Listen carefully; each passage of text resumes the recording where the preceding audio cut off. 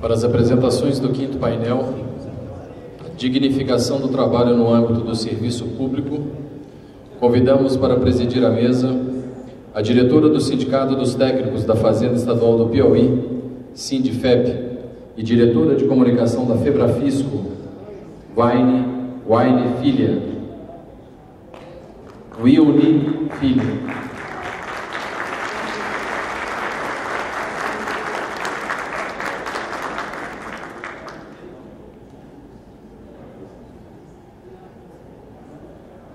Como palestrante, convidamos o médico, professor da USP, doutor em Ciências Médicas pela Universidade Estadual de Campinas, especialista em psiquiatria, psiquiatria forense e medicina do trabalho, Dr. Júlio César Fontana Rosa.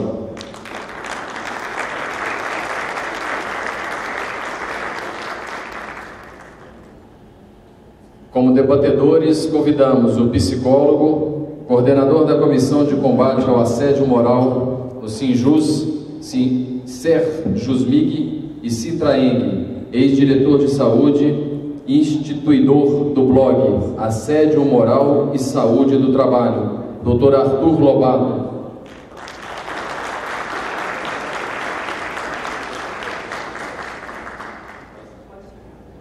E o procurador-chefe da Procuradoria Regional do Trabalho da 7ª Região do Ceará, professor adjunto da Universidade Federal do Ceará, doutor em Direito pela Universidade Federal do Ceará, Dr. Francisco Gerson Marques de Lima.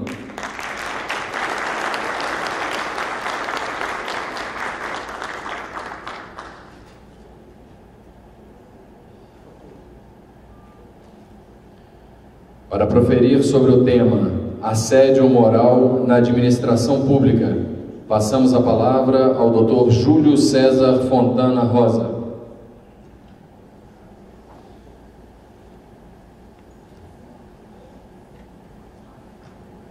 Bom, primeiro eu gostaria de agradecer o convite e a oportunidade de participar com vocês, embora seja um tanto assim inusitado os temas que eu tenho assistido aqui com vocês, que me interessa mais como cidadão, né?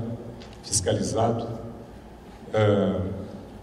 mas quando convidado pela doutora Sara, a quem eu quero agradecer, e agradecer os organizadores do evento, na figura da doutora Sara, da Lilian também, que fez um contato comigo, teve toda a paciência para que nos entendêssemos, foi uma oportunidade de trazer para vocês uma experiência que eu vivo bastante como perito judicial. Eu estou lá no fim do problema, não só no consultório eu lido com pessoas com assédio, mas como lá no fim do problema, como perito judicial avaliando situações de assédio. Deixa eu entender com isso daqui. Esse daqui, aqui. Queria agradecer, como eu já disse, aos organizadores, na figura do Dr. Marcos, da doutora Brígida, e também dessas duas pessoas com quem eu mantive contato, a Lília, mais uma vez, e a doutora Sara Campos. O que é o assédio? De forma simplificada, eu vou dizer uma coisa para vocês, eu detesto a ideia de slide cheio de coisa. Eu sei que isso não é muito adequado, mas eu não tive como fugir disso em função do tempo que me deram. Eu vou tentar expor e não vou conseguir fugir desse vício, que eu acho que é encher slide de coisa. Tá? Mas é uma forma de abuso de poder, basicamente. Antes de tudo, de algum tipo de poder, por favor. Não é só a autoridade, é alguma forma de poder, como nós vamos ver daqui a pouco. E o que ele afeta? Ele afeta a dignidade da pessoa. O que é dignidade? É uma forma de se comportar que infunde respeito. Você constrói uma história, tá certo? E, portanto, a partir daí, essa história, você entende que merece consideração, portanto, é sua honra. Eu faço uma brincadeira quando eu faço essa palestra, eu estou perto de alguém assistindo, então eu viro, por exemplo, um colega aqui, e digo, o tempo que eu estou aqui fazendo minha palestra é muito sério, o senhor está aí rabiscando, fazendo brincadeiras e tudo mais, e o colega fica todo assustado. Ele não está, ele está prestando atenção, ele está aqui na frente. E o que eu fiz? Eu abusei da minha autoridade nesse momento para ofender uma história que ele construiu aqui dentro. Todo mundo está vendo, ele aqui na frente, prestando atenção, olhando, sério, e eu estou agredindo isso, abusando desse momento meu. Ah, mas e se ele tivesse mesmo fazendo isso? Eu não acho que seria essa a maneira que eu deveria interpelar. São formas de abusar desse poder, nesse momento, como autoridade que eu estou aqui em cima falando, eu vou abusar disso. Né? Então, levando, aí sim, é uma prática que sempre eu acompanho, levando algum tipo de sofrimento psíquico ou mesmo físico do subordinado ou não do subordinado, como nós vamos ver daqui a pouco. Em geral, falamos do assédio, o assédio que nós chamamos vertical descendente, é de cima para baixo, mas você pode ter o assédio dos colaterais, do seu colega de trabalho te assediando de alguma forma. Por isso eu disse no início que não necessariamente o abuso é de autoridade, pode ser um abuso com outras características, alguém que percebe uma maneira sua de funcionar e abusa dessa maneira. Por quê? Porque ele se coloca numa condição capaz de te incomodar, capaz de tirar o seu sossego, sua tranquilidade, tá bem? E tem o vertical ascendente, que é o indivíduo que assedia em grupo a sua chefia, a autoridade. Não é algo raro de acontecer. Nós sempre pensamos na vertical descendente. Capacidade de ser ruim, isso é fundamental. Quando vocês forem discutir, pensar em assédio, lembre-se de uma coisa. Nós trazemos dentro de nós todas as possibilidades de bondade e de maldade. Eu lembro disso daqui, O Médico e o Monstro, por exemplo. Vocês que conhecem esse filme, que conhecem o livro, vocês falam, aquele médico tomava um líquido e se transformava num monstro. Aquele líquido fazia com que ele virasse um monstro. Não, aquele líquido tirava um lado bom dele, um lado com valores morais, com valores religiosos, valores que foram inculcados, tirava essa coisa, aí soltava esse lado que me assusta, que trazemos dentro de nós. Tá certo? Eu me lembro quando fui ler sobre o julgamento de Nuremberg, o juiz dizendo, e o pior, que nós não estamos julgando doentes mentais com problemas psíquicos que levaram a essas atrocidades. Não estamos julgando essas pessoas. E outra coisa, nas empresas, de maneira geral, o pior assediador é o indivíduo que ontem estava naquele lugar e foi promovido para um cargo de chefia. Muitas vezes ele é pior que o próprio patrão.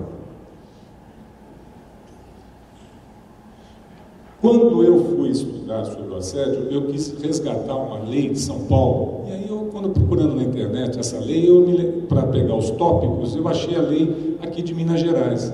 E achei muito interessante os tópicos que ela traz, tá? Que nós vamos comentar alguns deles. Considera-se para eles assédio conduta do agente público que tenha por objetivo e efeito degradar as condições de trabalho de outro agente, atentar contra seus direitos, sua dignidade. Veja bem, atentar contra seus direitos, atentar contra sua dignidade. Tá claro? Levando, muito bem colocado, a alguma coisa, comprometendo a sua saúde, mesmo física, até ele destaca física, eu destacaria em princípio a saúde mental, que pode levar então a um destaque físico, problema físico também. E, claro, comprometendo o seu desenvolvimento profissional. Eu achei interessante os tópicos que eles colocaram. Nós vamos ver que nós vamos ter muitas coincidências com os tópicos de São Paulo, com a lei do funcionalismo público de São Paulo. Desqualificar reiteradamente por meio de palavras, gestos, atitudes, a autoestima, vai afetar essa autoestima, a segurança ou a imagem, tá certo? Valendo-se o quê? Dessa posição hierárquica, tá certo? E aqui interessante que ele deixa também a possibilidade do equivalente ou mesmo do inferior, do ascendente, vertical e ascendente. Vejam bem, desrespeitar a limitação individual de agente público. Isso é muito comum acontecer, de modo geral, quando você quer assediar alguém, pegue o seu subordinado e dê a ele uma função muito importante, como se estivesse valorizando muito aquele indivíduo, só que ele não está devidamente preparado para aquilo. E isso leva a um sofrimento muito grande no indivíduo, porque no fim ele acaba sendo cobrado por aquilo. Mas espera, eu não disse em momento algum que eu sabia que eu era capaz de fazer aquilo. Esse é um tópico que acontece muito quando se quer assediar. Inclusive se fala, quando você quer dispensar alguém, não manda embora, assedia de uma forma, valorizando demais, além daquilo que ele é capaz, que ele vai se sentir muito mal a ponto dele pedir para ir embora. Aí outra coisa que acontece com muita frequência. Você tem promoções, é que nós não temos muito tempo, mas eu tenho situações de funcionalismo público que várias promoções que aconteceram foram sendo passadas. A pessoa que esperava chegar a um cargo de diretoria, entravam pessoas, essas outras pessoas iam entrando nesses lugares. Cada vez que ela reclamava, dizia: você precisa fazer um curso de... Você não sabe tal coisa. Ela ia fazer o curso.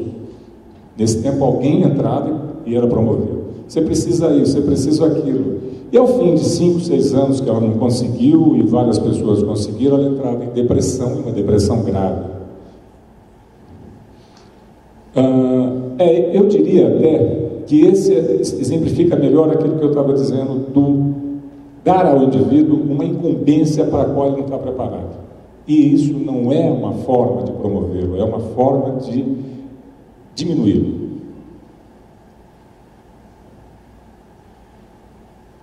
Também, essa é uma coisa muito frequente, principalmente nas minhas experiências em banco. O indivíduo, quando o banco é vendido para um outro banco, e o funcionário que vai entrar, que trabalha para o banco que foi comprado, por exemplo, o banco que foi adquirido, às vezes o gerente ganha 4 mil por mês. 10 mil por mês, o banco que foi adquirido. O gerente do banco novo, é um banco que está crescendo, ele paga 4 mil. E ele quer que aquele outro de 10 mil vá embora. Então ele propõe aqueles planos, etc., e ninguém quer. O que eles fazem? Eles isolam o indivíduo, botam o indivíduo para não fazer nada, absolutamente. Bota uma mesinha num canto e fica lá, dá algumas coisas para ele fazer. E o mais interessante do abuso, às vezes, aí, é que eles dão a esse indivíduo incumbências para ele fazer, que ele necessita de computador, necessita de telefone, e não dão a ele computador nem telefone, uma coisa mínima. Isso também eu já fiz. Acompanhei casos, como assistente técnico, de casos de funcionalismo onde isso aconteceu. Funcionalismo público. Fazer piada com o indivíduo, isso, eu posso dizer para vocês, dificilmente em casos que eu acompanho de assédio, não tenha havido em algum momento algum tipo de piada, jocosidade que diminua o funcionário. Subestimar em público, isso é outra coisa também. Eu não acho que você tem capacidade para isso, eu acho que você não sabe, você não fez direito. Mas aonde eu não fiz direito? Outra hora eu te mostro, mas você não fez direito. Isso em público. Manifestar publicamente o desdém, o desprezo pelo produto do seu trabalho, isso é muito comum. Não gostei disso, não está muito bom, sabe? E de uma forma que muitas vezes até a crítica está correta. Mas não daquela forma, como eu falei. Não é dessa forma que você vai questionar o trabalho do indivíduo. Ele faz de uma forma teatral que desmerece o indivíduo. Relegar intencionalmente o agente público ao ostracismo. Está dentro daquela ideia também de vamos relegá-lo a uma situação que ele, quem sabe, uma hora ele cansa e vai embora. Isso é muito frequente.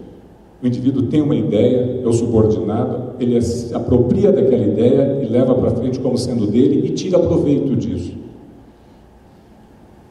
O de São Paulo, da moral do Estado de São Paulo, é a mesma coisa. Vocês podem ver, atingir a autoestima, a autodeterminação, trazendo danos, não só ao indivíduo, como ao próprio ambiente de trabalho. Tá certo? Comprometendo a evolução do indivíduo, comprometendo a estabilidade dele. Vocês veem que nós vamos ver vários pontos em comum. Determinando o cumprimento de atribuições estranhas ou de atividades incompatíveis com o cargo que ocupa ou em condições de prazo inexequível. Eu preciso disto em tanto tempo, mas nós não fazemos isso em tanto tempo, não é a nossa rotina. Isso aqui demora mais tempo, eu quero isso. Se você não gosta daqui, você pede suas contas e vai embora.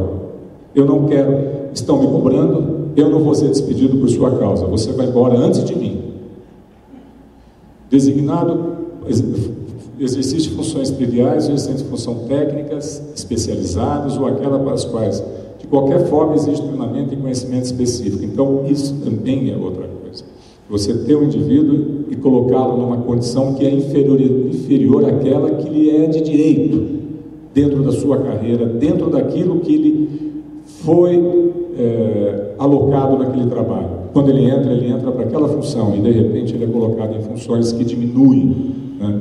Coisa simples, numa empresa, um sujeito trabalha na prensa, machuca a mão, quando volta, não tem lugar, ele não pode trabalhar na prensa, botam ele para fazer a faxina, varrer o chão, perto lá da saída dos colegas, e perto da saída dos colegas, para que eles vejam. Mesma coisa, apropriando-se de crédito, ideias, propostas, etc. Desprezo, ignorância, humilhação, como nós vimos, vocês estão percebendo que as duas parece que andaram conversando, né?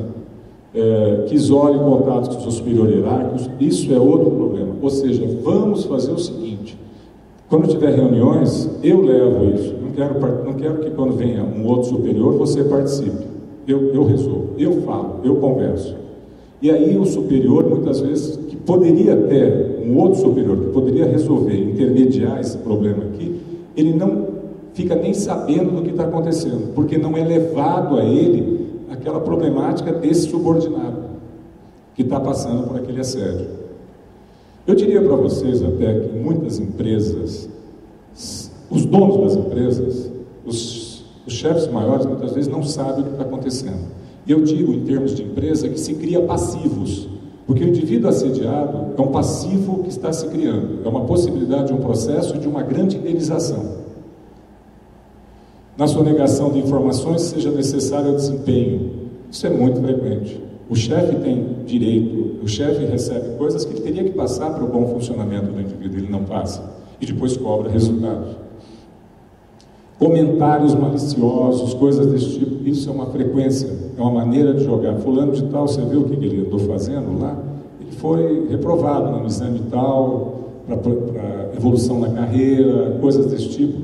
Eu acho que aconteceu isso, eu acho que aconteceu aquilo. Exposição do servidor a efeitos físicos, mentais adversos. Aqui está o próprio assédio. Aqui está a própria condição do estresse que ele pode experimentar. Minha atuação nas perícias médicas em psiquiatria forense, cuidando de casos que geralmente são situações em que o indivíduo já está numa situação depressiva. Não só está numa situação depressiva, como essa situação provavelmente já é permanente. Ela já pode ser considerada uma situação cronificada. Por quê? Porque para entrar com o processo, o quadro tem que ser permanente. Claro.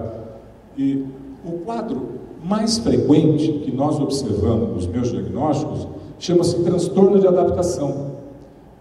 Da Classificação Internacional das Doenças, na sua 10ª versão, é o F43.2. Lá vocês vão encontrar uma situação, está aqui, desculpe novamente encher o slide, mas nós vamos pegar só o que nos interessa aqui.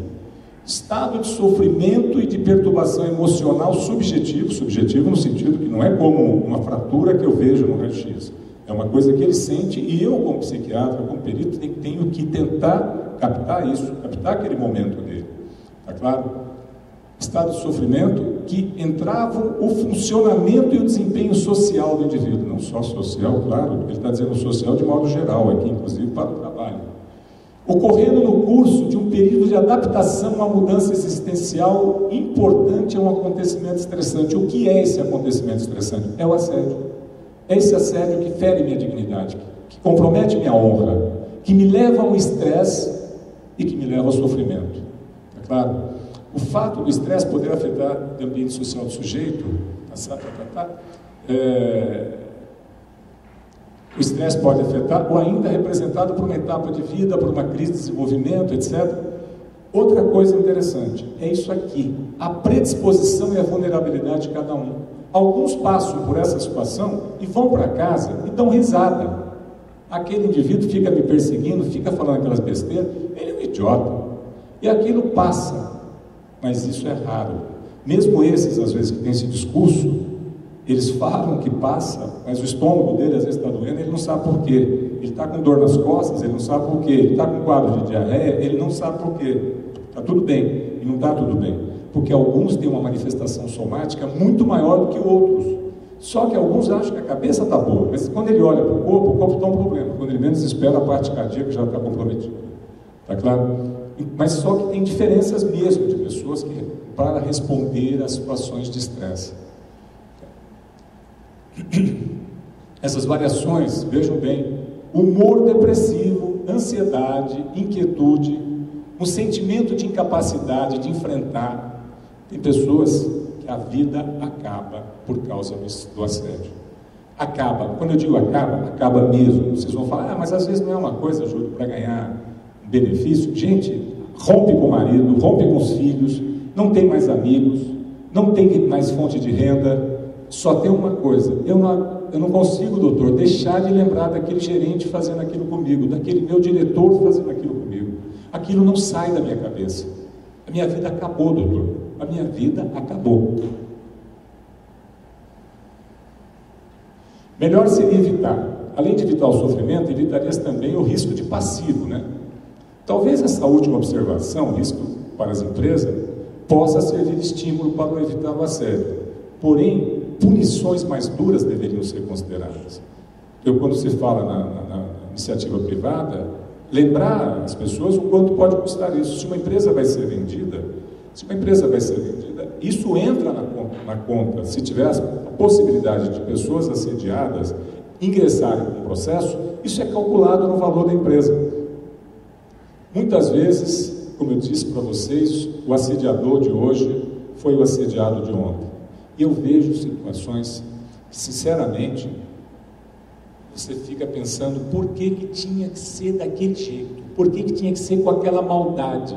Ou seja, parece que o indivíduo traz de casa seus problemas, aquele superior, ou aquele outro assediador, ou mesmo aquele que assedia o chefe. E quando se fala em assediar o chefe, é em grupos. Parece que traz de casa uma ruindade, uma maldade.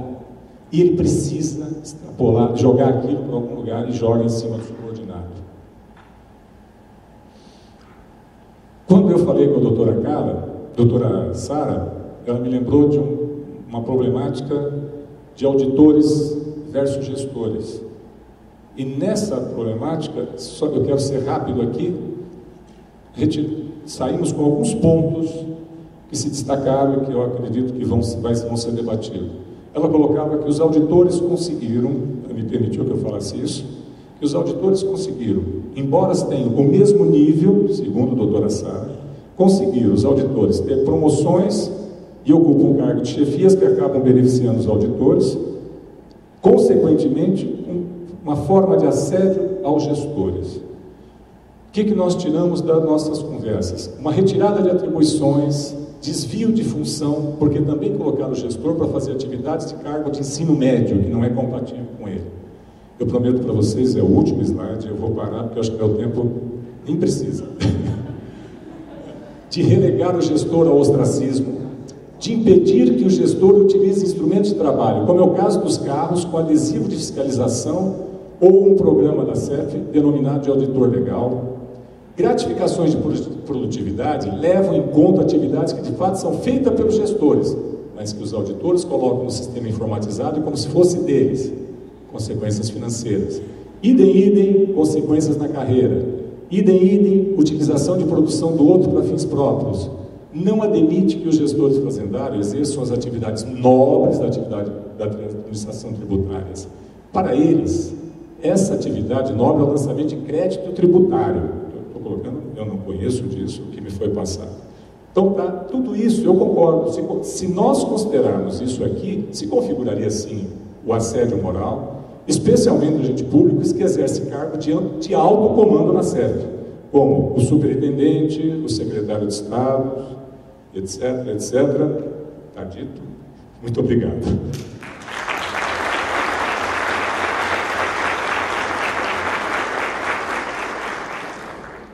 Boa noite a todos. Eu queria inicialmente parabenizar o Dr. Júlio César pela brilhante apresentação e exposição aí do que é o assédio moral. Queria também agradecer e parabenizar os organizadores e aqueles que de qualquer forma colaboraram para a construção desse evento do 2º Consat de Minas, um evento de excelente padrão intelectual. Eu estou saindo daqui com muita informação, gostei muito. E os parabéns e os agradecimentos são em nome também do Sindicato dos Técnicos da Fazenda Estadual do Piauí. Passo a palavra agora para o Dr. Arthur Lobato. Boa noite, gente.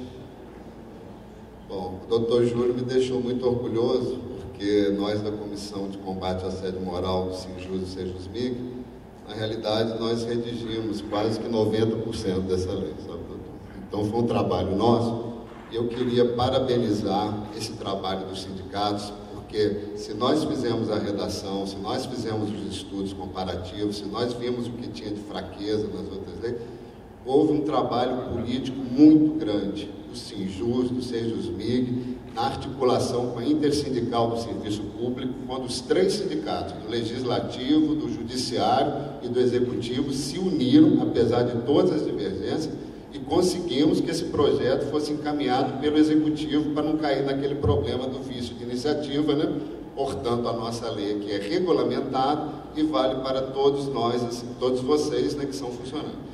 Eu gostaria também de aproveitar esse momento e de pedir à diretoria do Sinfaz uma moção de apoio para o Sinjus, porque não sei se vocês sabem, o coordenador-geral do Sinjus, o Robert, que é uma grande pessoa, num debate na Rádio Itatiaia ao vivo, o representante da Associação dos Magistrados perdeu a cabeça, ameaçou de processar ele, ou seja, mais uma vez estamos vivenciando a criminalização do movimento sindical. E eu já começo o meu debate, já que o doutor Júlio deu como se diz, fez um bom aqui, alicerce para nós, fazendo mais uma denúncia que afeta todos vocês. Aconteceu agora, por causa desse congresso, um assédio institucional e impedimento de atividades sindicais.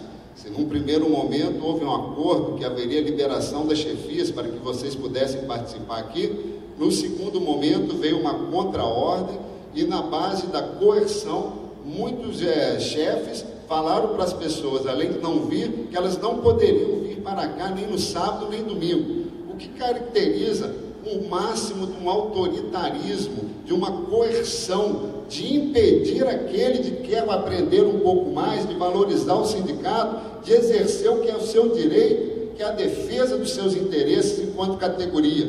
Então eu vejo que nesses dois exemplos aqui, nós do movimento sindical temos que ser fortes, porque apesar de eu ser psicólogo, o meu projeto chama-se Saúde do Trabalhador, e a saúde do trabalhador é um projeto em que a participação do sindicato é essencial. E na questão do assédio moral, é sempre bom a gente colocar que são uma questão da repetição de atos sistematizados com intencionalidade de prejudicar. E eu conversando também com a diretoria, o que nós vimos que vocês aí sofrem? Abuso de poder, humilhação, desqualificação do trabalho, coerção, vigilância excessiva, menosprezo do trabalho de vocês com as palavras: ah, isso é fácil, o computador faz sozinho, qualquer pessoa faz. Isso vai afetar o quê? Uma queda da autoestima, trazendo mágoa, revolta, pensamentos obsessivos, insônia, uso de drogas ilícitas, ansiedade, depressão e até mesmo quadros que podem variar para a ideação suicida. Sobre o projeto neoliberal do Estado mínimo, livre mercado, privatização, acho que já foi muito bem falado, mas é importante que o assédio moral surge também com esse processo de globalização. Por isso, os sindicatos hoje têm que ter na política de saúde do trabalhador uma norma de prevenção e intervenção para que impedir que o assédio moral continue acontecendo. Então, o que acontece na questão do assédio moral? Vocês podem me perguntar: tá, mas eu não estou entendendo direito, como é que a pessoa adoece? Então vamos pensar uma palavra aqui: humilhação. Quem que nessa sala nunca foi humilhado? Todos nós já fomos humilhados. E qual que é a sensação que a gente tem? Porque a humilhação é mais que uma palavra, nós vivenciamos essa palavra. Quando a gente é humilhado, geralmente a gente quer esconder o que aconteceu, a gente não quer que ninguém saiba, fica com aquela mágoa, fica com aquela revolta, e é isso que vai dar o mal-estar que a gente chama, o mal-estar psíquico, o mal-estar emocional. Você vê aquela pessoa que te humilhou, você tem um ataque cardíaco, só de pensar em trabalhar você já começa a passar mal. Por quê? Porque o assédio moral é isso, é um inimigo invisível. E o objetivo nosso, enquanto profissionais de saúde, é justamente dar visibilidade ao inimigo invisível. Porque diferente do conflito, que é explícito, o assédio moral, a pessoa nega os fatos, tem um não dito, tem a falta de esclarecimento. E todos nós somos seres de sentido. é o sentido que dá orientação à nossa vida, ao nosso trabalho. Então nós temos que entender por que está acontecendo aquilo. E o objetivo do assédio moral é justamente isso, adoecer a pessoa. E os estudos que nós temos feito, que eu tenho trabalhado no serviço público tem muitos anos, é que o trabalhador de serviço público adoece mais. Por quê? Porque ele não pode, igual na iniciativa privada, trocar de empresa. Se hoje uma pessoa de 30 anos já está descartável no mundo do trabalho, como é que um funcionário público que trabalha 20 anos, já está com 40 anos, vai sair de um trabalho que lhe dá estabilidade para continuar o seu trabalho começando do zero? A própria família vem, não, você aguenta mais um pouquinho, você tem que aguentar. E esse aguentar, chega uma hora que a pessoa não suporta mais. E quais são as saídas, assim, os grandes casos clínicos, assim?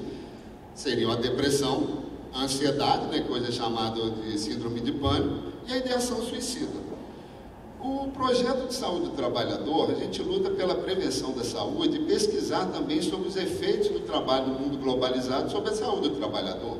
Porque se teve um avanço no mundo do trabalho, com a tecnologia vindo para dominar, para controlar, você agora tem que estar online 24 horas, você leva seu serviço para casa, aquele negócio lá, os aplicativos que te acordam a hora que quiser, nós temos que então entender o que está acontecendo nesse mundo do trabalho. E como a gente sabe que todo Estado, toda a sociedade é pró-capital, cabe aos sindicatos encampar essa luta do trabalhador. Nós temos que ter a saúde como nosso bem máximo. E é por isso que a prevenção é importante, porque nós temos que trabalhar nas 3 áreas. A prevenção primária, a prevenção secundária e a prevenção terciária. Na prevenção primária, nós vamos estudar as fontes do problema. Na secundária, fazer pesquisa para ver onde continuam os problemas. E a terciária é justamente o atendimento das pessoas que chegam na clínica do Dr. Júlio, totalmente desestruturadas, sendo que no Brasil a tendência dos médicos, com todo respeito, doutor, é que desvincular o que aconteceu com aquela pessoa com o trabalho, né? Então, o que nós queremos, além de tudo, nesse momento aqui? Nós temos que entender que no assédio moral não há um reconhecimento do outro enquanto ser humano, enquanto profissional que tem um saber adquirido no dia a dia do seu trabalho. Se você, trabalhador, que faz a sua atividade, não puder numa reunião, dar uma opinião, como aquele serviço vai ser bem feito e ter que ouvir, não, você vai fazer do meu jeito, porque eu sou o chefe, porque eu estou mandando, tá? Você fica calado, você está introjetando aquilo. E o doutor Júlio falou uma coisa muito séria, porque todo assediado, ele acaba sendo assediador, sabe onde? Na sua própria família. Já que ele não pode xingar o chefe, já que ele não pode brigar com a pessoa, ele vai brigar com a esposa, com o esposo, com os filhos, com os amigos. Então o assédio moral, ele começa no trabalho, entra na família e altera toda a sociedade. Porque se a gente for pensar nas licenças, nos pensamentos, ideações suicidas, no trabalho que vai dar isso depois para a previdência, para a família, no caso inclusive do suicídio, né? Nós temos que entender a questão do poder. Porque em todo assédio moral perpassa a questão do poder, do autoritarismo, da humilhação, da desqualificação. E, por exemplo, também, vocês aí realizarem todo um trabalho sensacional e tudo, chega na hora, chega seu chefe que não fez nada, ele que vai dar entrevista como se ele fosse um grande responsável. Ô, gente, isso dói.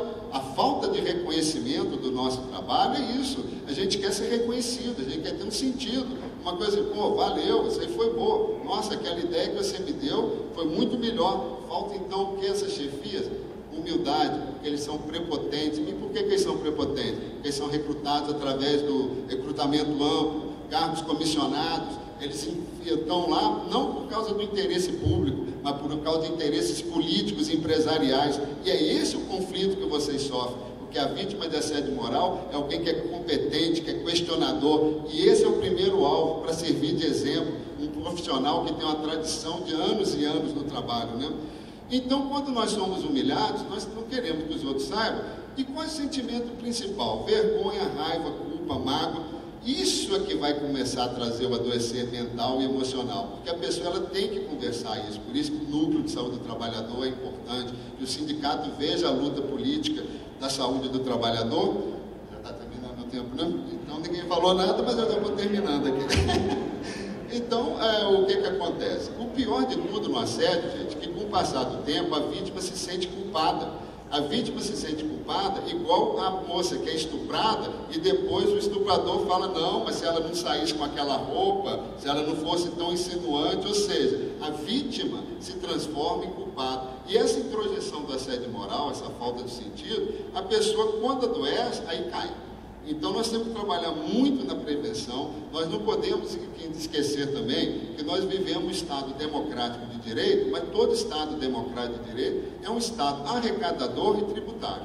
Então a função de vocês é muito importante, porque vocês são a base, são um dos pilares da economia do Estado. Eu não consigo entender o que acontece quando tem esse conflito entre auditores e gestores. A que interesse eles estão servindo? Eu vou lançar essa pergunta para vocês, que talvez vocês possam me responder, e terminar também falando que dentro do nosso projeto de saúde do trabalhador, a gente trabalha muito com a questão da psicodinâmica do trabalho, do Christophe Dejour, que analisa a relação de prazer e sofrimento no trabalho. Quando a gente tem prazer no nosso trabalho, o trabalho rende, a gente fica feliz, realizado. Agora, quando o trabalho é fonte de insatisfação, de dor, então nós temos que entender, afinal, por que esse trabalho está me causando prazer, está me causando mais dor do que prazer? Daí a importância do sindicato, desse congresso, onde o saber da classe trabalhadora é discutido com a palavra dos especialistas, ampliando então os nossos conhecimentos. E só para terminar, eu gostaria de dizer que o assédio é diferente do estresse, apesar de apresentar alguns sintomas, porque no estresse, retirando o excesso de serviço, a tendência é você diminuir. E também é diferente da síndrome de burnout, né? Quando a pessoa trabalha até a exaustão, que é uma opção da pessoa, achando que assim ela vai se dar bem. E o que adoece realmente, gente, é a falta de sentido, é a humilhação, é o não dito. Isso que cria os pensamentos obsessivos. E garantir os direitos e a saúde do trabalhador para um serviço público de qualidade é um dever de todos nós. E não podemos esquecer que o grande gangster Al Capone, ele não foi preso por causa dos crimes horríveis que ele cometeu. Ele foi preso por causa de sonegação fiscal. Foi pessoas igual vocês que tiveram do lado do Eliot Ness e ajudaram a combater esse grande crime, que hoje se chama crime organizado. Muito obrigado a todos e minha contribuição.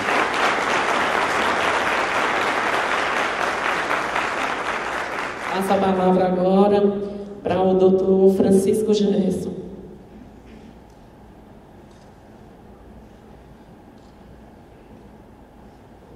Esse aqui está mais fácil. Bom, cumprimento a todos e a todas. A esta mesa, eu cumprimento a pessoa de sua presidenta, Teresina. Parabenizo aqui meus dois antecessores desta mesa também. Agradeço a doutora Sara pelo convite que me fez. E cumprimento o auditório em especial na pessoa do Dr. Joelso, porque eu tenho uma grande estima e admiração. Dr. Joelso, receba meu abraço aí do auditório, depois eu darei pessoalmente. Bom, tratar do assédio é um tema muito amplo, e a cada vez que se vai ingressando nesse tema, se vai percebendo que ele tem muitas outras vertentes. Lamentei muito aqui que o meu colega antecessor de mesa tenha falado a respeito do que ocorreu recentemente, né, para esse congresso na ambiência sindical, que reflete uma conduta sindical, impedir pessoas sindicalistas, funcionários, trabalhadores de virem participar de um congresso desse. É lamentável que em pleno século XXI a gente ainda se depare com uma conduta tão tosca quanto essa. E essas condutas ferem, sem dúvida nenhuma, a democracia. Elas ferem profundamente a democracia, elas atacam o Estado de Direito. O Estado de Direito, ele é interessante, ele é muito utilizado contra as greves. Ninguém pode fazer greve que se saca uma Constituição da mão e diz: viva o Estado de Direito! O Estado democrático, social, se exploda, né? Mas o Estado de Direito é sacado. Agora, na hora de defender os cidadãos, ninguém fala do Estado de Direito, né? Eles falam de outros estados. O direito é assim, uma caixa de cupim, ele tem saída para todo lado. Se você quiser fazer justiça, você faz. Se não quiser, você não faz. Você puxa uma lei daqui, puxa um princípio da lá, empurra outro não sei de onde. É uma caixa de cupim o direito.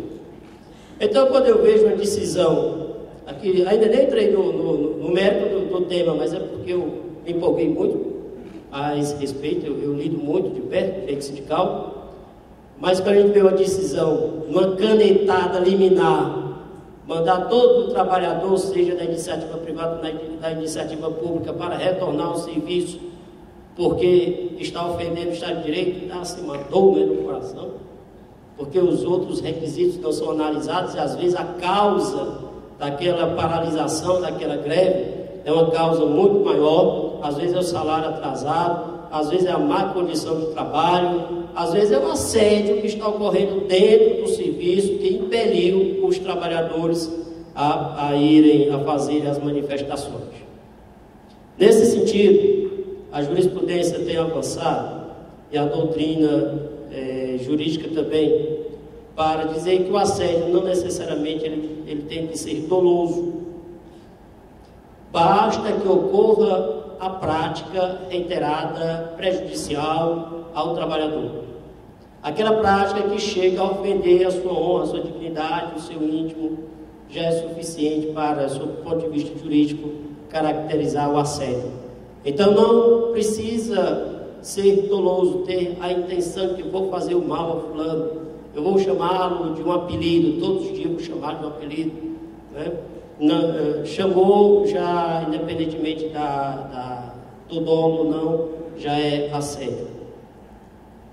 Esse assédio na administração pública, eu estava ouvindo atentamente a explanação do Dr. Joelson sobre modelos da administração. E na realidade os assédios cresceram bastante no atual modelo administrativo. A administração hoje é muito diferente da administração anterior no que se refere à gestão em si. E há toda uma tentativa de várias fontes em reduzir os poderes da administração, reduzir as funções públicas. Se pudessem, terceirizariam tudo, até a exação fiscal. E nós estamos passando por uma onda de terceirização muito grande, e quanto mais terceirizados, mais assédio também, mais cabide de emprego. Essas pessoas que têm cabide de emprego, às vezes são pessoas indicadas por vereadores, às vezes por prefeitos, por governadores, deputados, às vezes tem aqueles nichos, e essas pessoas são muito fáceis de serem assediadas.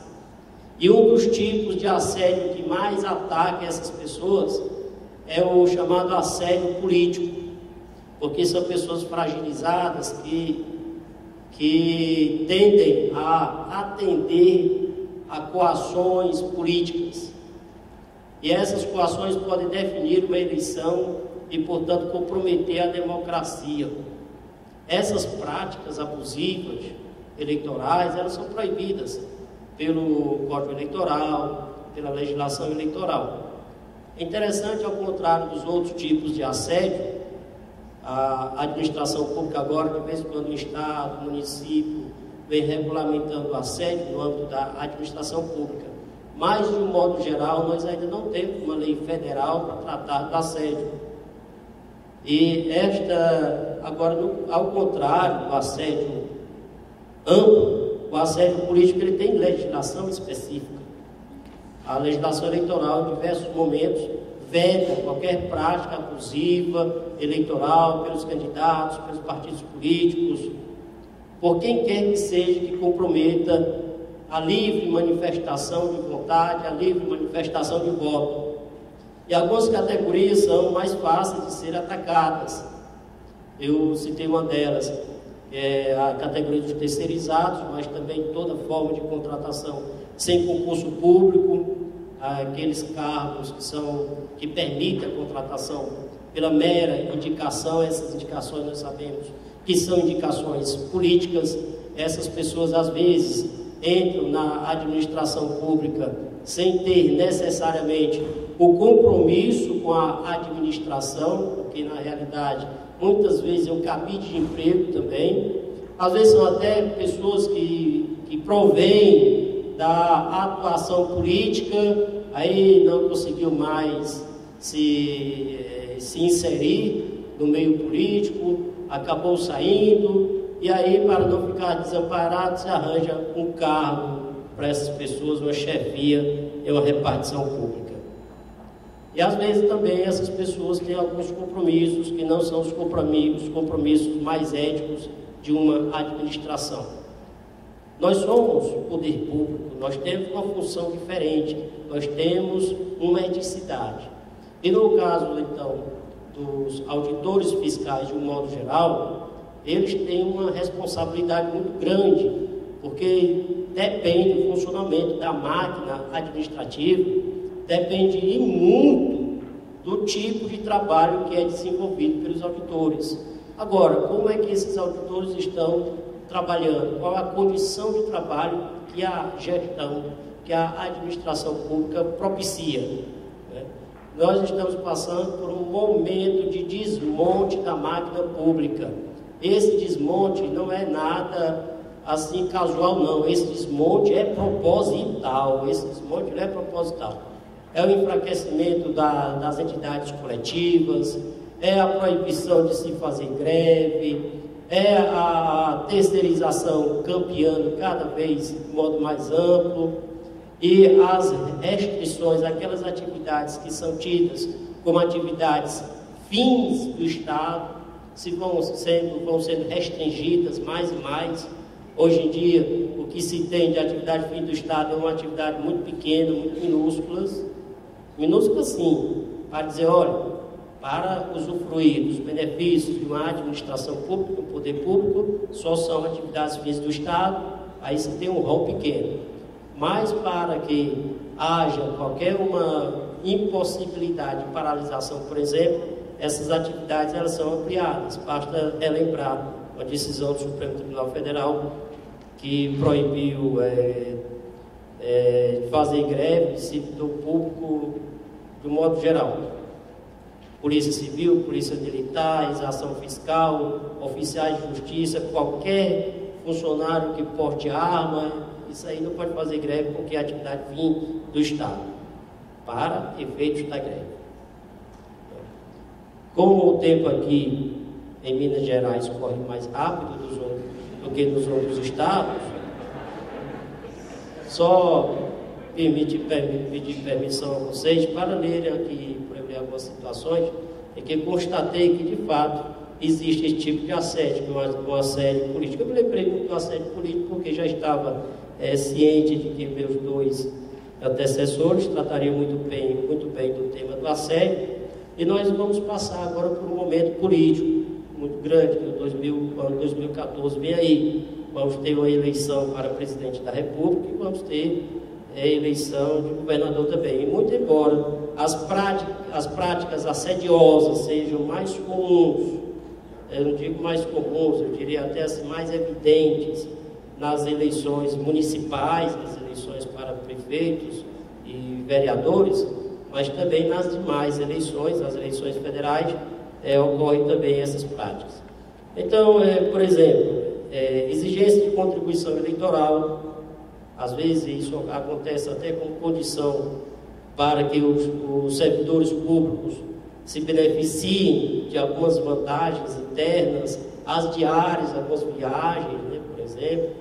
A gente sabe que algumas viagens têm seus destinatários já prontos, as pessoas titulares de viagens, enquanto algumas vivem viajando, outras não viajam de jeito nenhum, porque nunca tem serviço bastante, não é?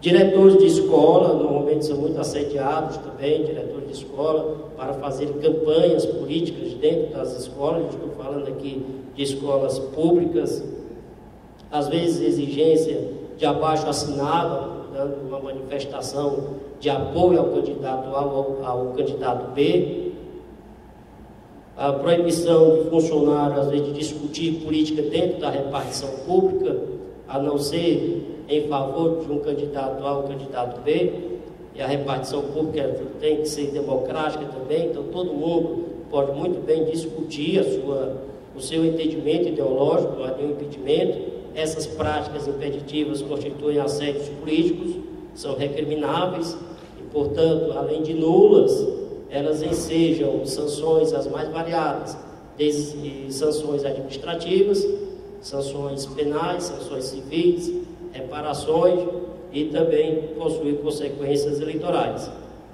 As restrições de atendimentos médicos, muitas vezes, olha, o serviço médico só funciona para os adeptos a determinadas correntes políticas, como, aliás, determinados serviços da administração pública. Vez por outra surgem essas pérolas por aí. As ameaças constantes de demissão, às vezes de processamento de servidores, sob desculpas que não são as desculpas, não são as razões verdadeiras, são na realidade só desculpas. Aí se vê uma punição atrás de punição. Tem servidor, eu lembro, eu estava conversando com um servidor uma vez, ele disse que já respondeu a 35 processos administrativos. Mas, rapaz, das duas ou você é muito ruim, a administração é muito incompetente. Claro, ele não estava na primeira condição, era realmente funcionário bom, mas porque era uma pessoa ligada a movimentos sociais, estava sendo perseguido.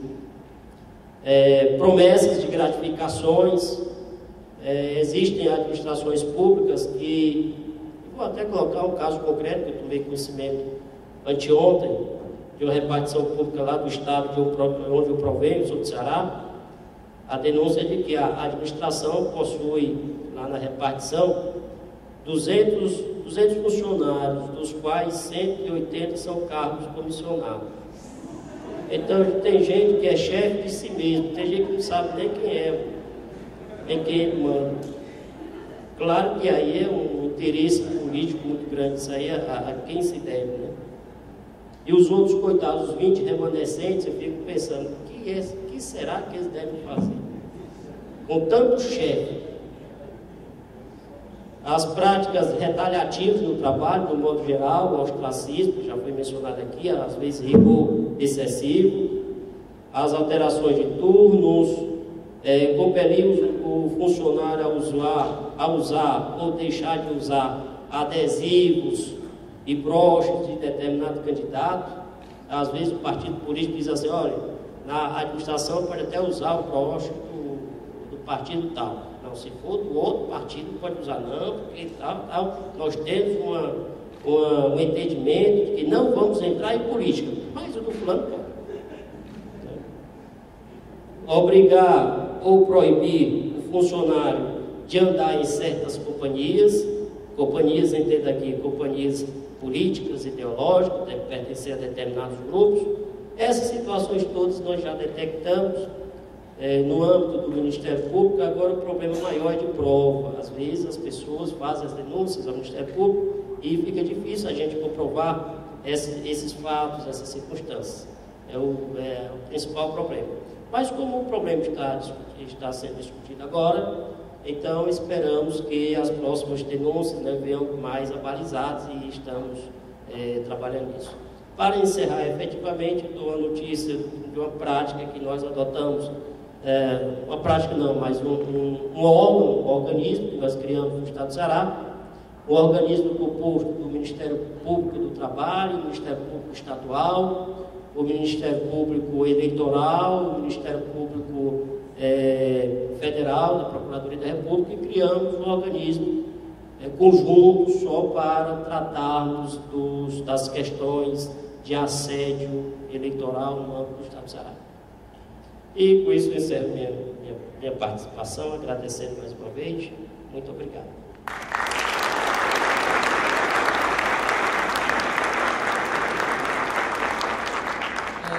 Eu queria, em nome do Sintfep, falar a todos os gestores de Minas e ao Sinfaz que a gente corrobora com esse sentimento de indignação diante dessa informação aqui que o doutor Arthur passou.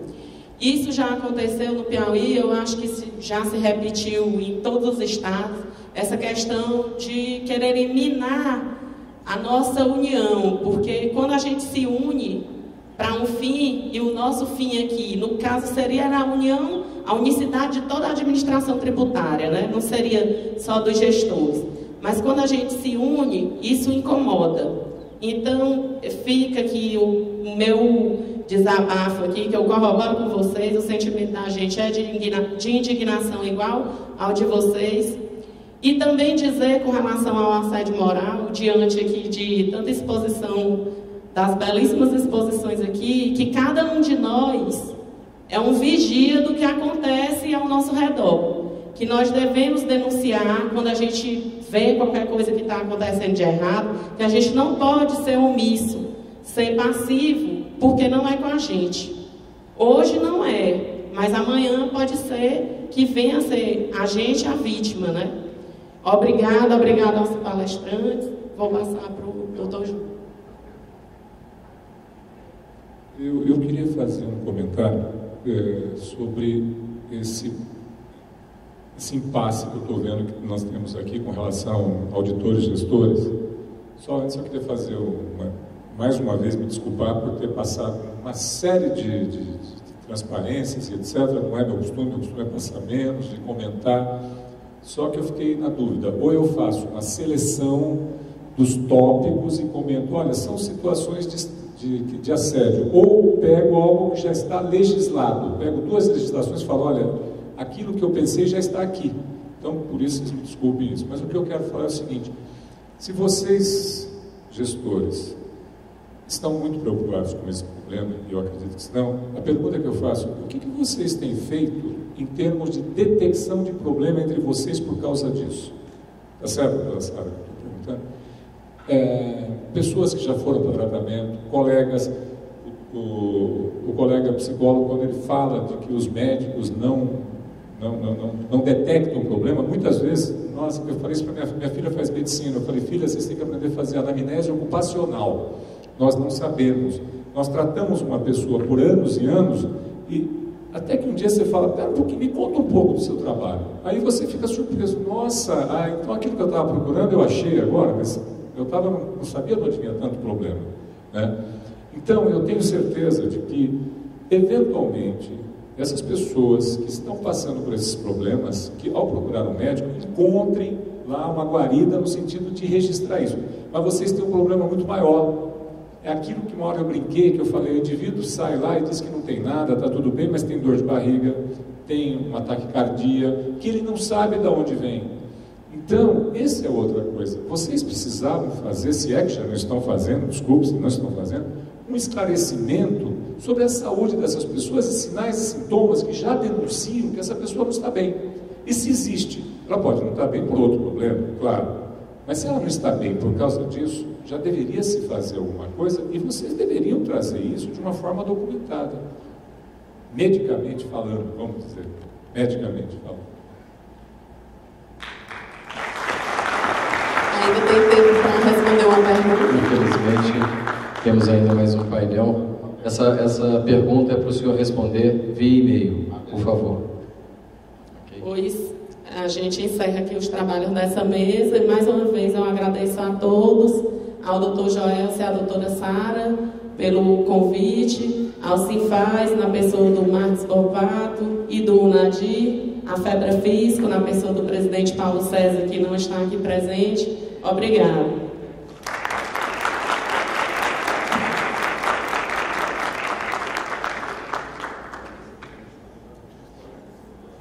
Para o quinto painel, a dignificação do trabalho no âmbito do serviço público, convidamos para presidir a mesa o diretor-presidente do Sindicato dos Servidores da Secretaria de Estado da Fazenda e Coordenação da Receita do Estado do Paraná, Dr. João Pedro Pereira Neto.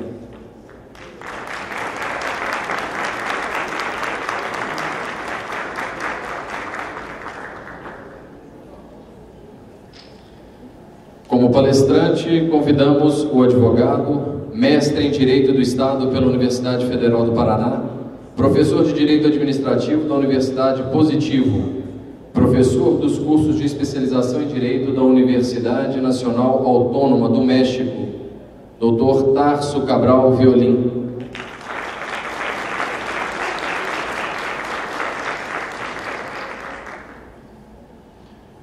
Como debatedores, convidamos a mestre em Filosofia do Direito, doutora em Direito do Trabalho e professora adjunta da Universidade Federal de Minas Gerais, doutora Daniela Muradas.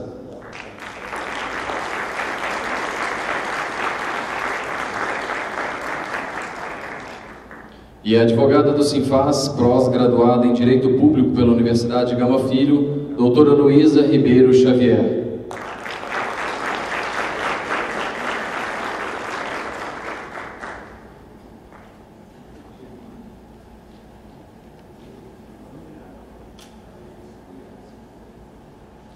Boa tarde a todos. Para proferir sobre o tema desvio de função e a terceirização ilícita, passo a palavra ao Dr. Tarso Cabral Violino. Boa tarde a todos e a todas. É com grande satisfação que eu participo desse segundo CONSAT.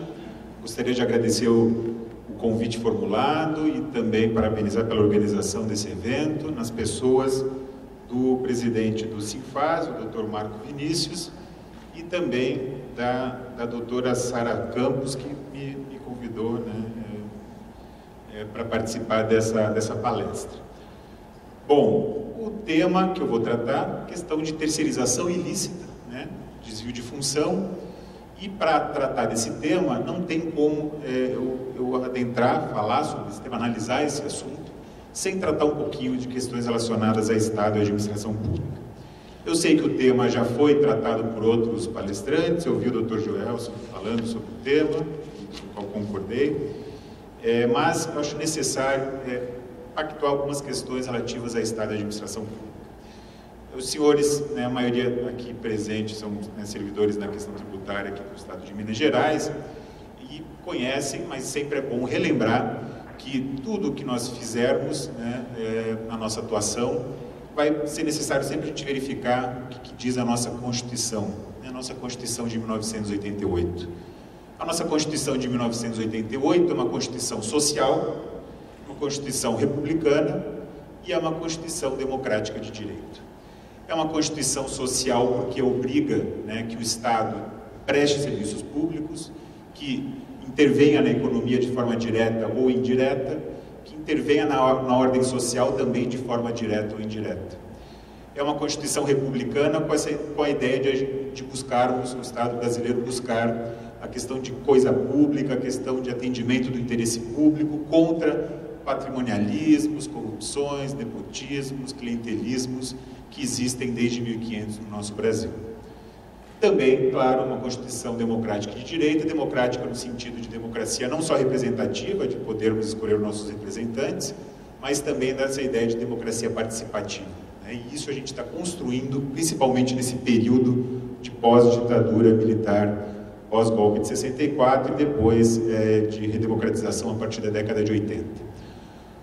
Bom, mas também é necessária a questão da democracia participativa, né, que foi tratado aqui também por outros palestrantes, a necessidade de que nós tenhamos em mente e que a gente aprimore a nossa democracia, né. O professor Celso Antônio Bandeira de Mello disse que a gente ainda está numa democracia formal, né. Nós estamos ainda construindo a nossa democracia, talvez cheguemos um dia na democracia substancial.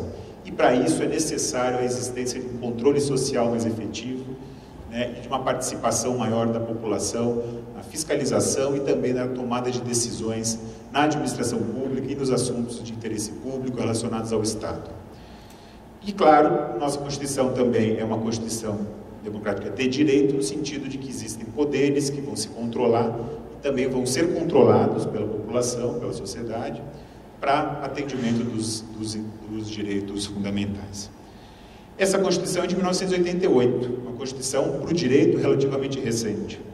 Essa Constituição ela também prevê o quê? Uma administração pública profissionalizada, uma administração pública no sentido weberiano, no sentido burocrático, né, weberiano, não a burocracia no sentido pejorativo da palavra, mas burocracia no sentido de que a administração pública tem que ter servidores profissionalizados, tem que fazer procedimentos para atendimento de princípios da administração pública, como concurso público, licitação. Então é uma administração pública realmente que tem que ser organizada. Isso já está lá na Constituição desde 1988. Claro que a gente teve constituições passadas também com o início de burocracia weberiana, desde o período Vargas, mas a nossa Constituição de 88, que realmente é uma Constituição que fixou todos esses ditames sociais e de administração pública profissional. O problema é que no Brasil, em 88, a gente tem uma nova Constituição e 2 anos depois surge forte no nosso Brasil algo que já vinha em países cêntricos na década de 70 e 80, que é o chamado neoliberalismo gerencial. Isso veio forte na década de 90 no Brasil, né? E o problema é que a gente, em vez de aplicar e fazer, né, acontecer a nossa Constituição Social de 88, 2 anos depois, esses ideais neoliberais gerenciais começam com uma ideia de mudar a Constituição, de desrespeitar muitas vezes a Constituição, né, de dilapidar as conquistas da nossa Constituição de 88. Então, antes da gente tentar implementar, de fato, uma administração pública profissionalizada, antes da gente tentar, de fato, implementar um Estado do bem-estar social, né, nós tivemos esse período da década de 90 que até hoje influencia a nossa administração pública brasileira, às vezes de uma forma mais radical ou menos radical, dependendo da ideologia de cada governante, mas na maioria dos nossos governos, seja no âmbito federal, estadual ou municipal, nós temos ainda influência desse chamado neoliberalismo gerencial. Por que eu estou falando de tudo isso? Porque o tema da palestra é terceirização, e terceirização ilícita muitas vezes, né? Terceirização, a gente pode fazer uma divisão de terceirização no sentido amplo e terceirização no sentido estrito. Terceirização no sentido amplo ou estrito é a mesma discussão parecida com a privatização em sentido amplo e privatização no sentido estrito. Privatização em sentido amplo ou terceirização em sentido amplo, tanto faz, é qualquer situação em que a administração pública repassa para a iniciativa privada algum tipo de responsabilidade, algum tipo de parceria, algum tipo de contrato, convênio, etc. Isso é terceirização ou privatização em sentido amplo. Então, uma concessão de serviço público, uma PPP, né, uma parceria público-privada, uma parceria da administração pública com o terceiro setor, ou um contrato de gestão com uma organização social, que no meu entendimento é totalmente inconstitucional, mas isso é uma outra discussão, a gente não vai entrar nesse assunto aqui, infelizmente. Mas também privatização no sentido amplo, a privatização em sentido estrito, que é a venda da empresa estatal. Né? E também a privatização em sentido amplo, as terceirizações em sentido estrito. Terceirização em sentido estrito, que é o que a gente normalmente chama de terceirização propriamente dita. As terceirizações são, então, as contratações, né? A administração pública celebrar um contrato administrativo para contratar normalmente serviços, né? Prestação de serviços de um particular. Essa contratação, por si só, ela não é ilícita, ela não é inconstitucional. Pelo contrário, a própria Constituição prevê, né, que quando a administração pública vai precisar celebrar um contrato administrativo para prestação de serviços, a Constituição obriga que isso seja feito por meio de uma licitação. Então, a própria Constituição prevê a possibilidade de terceirização. Mas será que a Constituição prevê uma possibilidade de terceirização radical? Uma terceirização para qualquer situação? Não, já respondo que não. Né? A nossa Constituição, ao mesmo tempo que ela prevê a possibilidade de terceirização, ela também prevê a obrigatoriedade de realização de concurso público para a contratação de pessoal. Né?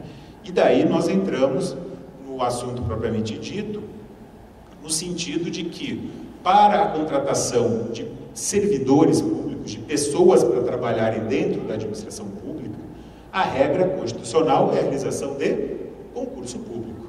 Quais são as 2 exceções ao concurso público previstas também na Constituição? São apenas 2. A questão para a contratação de servidores, né?